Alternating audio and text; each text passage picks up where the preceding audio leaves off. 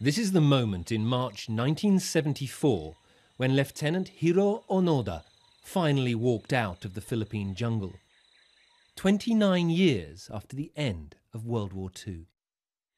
For nearly 3 decades, he had resisted all attempts to persuade him the war was over.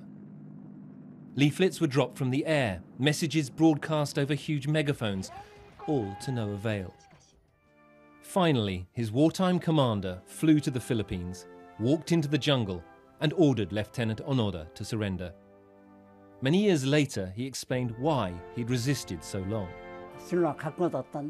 Every Japanese soldier was prepared for death, but as an intelligence officer, I was ordered to conduct guerrilla warfare and not to die.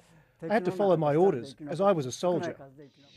In Tokyo, Lieutenant Onoda was met by huge cheering crowds, and at the bottom of the steps, his elderly father and mother. The last time they'd seen their son, he was 22 years old. Now, he was 52. Onoda's surrender made headlines around the world, and he was welcomed home as a hero. But the Japan he returned to had completely changed. The emperor was no longer the god that he had promised to die for, and Tokyo had become a massive metropolis of 20 million people. He didn't like it at all. A year later, he headed to Brazil, where he bought a cattle ranch. But he came back to Japan often, and at 90, he was still teaching school children his secrets of survival.